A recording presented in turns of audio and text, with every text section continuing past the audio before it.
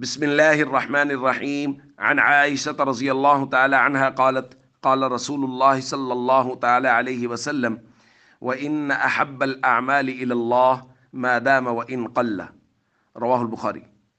نبی کریم صلی اللہ علیہ وسلم نے ارشاد فرمایا، بے شک اللہ کے نزدیک سب سے زیادہ پسندیدہ عمل وہ ہے جو دائمی کیا جائے، ہمیشہ کیا جائے، چاہے وہ تھوڑا ہی کیوں نہ ہو۔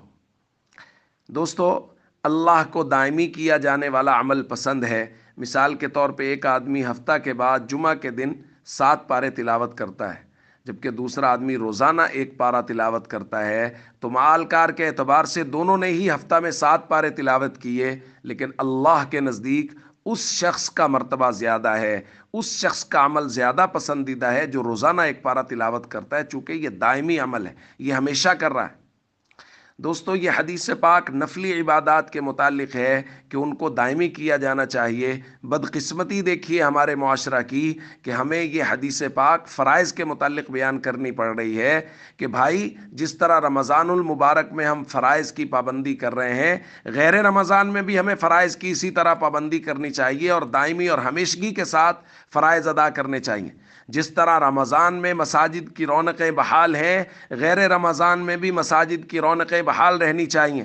اور یاد رکھیے، نماز پڑھنا نبی کریم صلی اللہ علیہ وسلم کی وفاداری کا سرٹیفکیٹ ہے، اور نماز نہ پڑھنا نبی پاک صلی اللہ علیہ وسلم کی بے وفائی ہے، اور ہمیں اللہ کے نبی کا وفادار بننا ہے۔ حضور نے فرمایا، الجفاء کل الجفاء والکفر والنفاق من سمع منادی اللہ ینادی للصلاۃ فلا یجیبہ۔ وہ سراسر میرا بے وفا امتی ہے، وہ کفر کرنے والا، ناشکری کرنے والا ہے، وہ منافقت کرنے والا ہے۔ یا رسول اللہ، وہ کون ہے؟ فرمایا، من سمع منادی اللہ ینادی للصلاۃ فلا یجیبہ، جو مؤذن کی اذان کی آواز تو سنے لیکن نماز پڑھنے کے لیے مسجد میں نہ آئے۔ تو دوستو، جس طرح رمضان میں نماز فرض، غیر رمضان میں بھی نماز فرض، جس طرح رمضان میں نماز اللہ کے نبی کے ساتھ وفاداری کا سرٹیفکیٹ ہے، غیر رمضان میں بھی ایسے ہے۔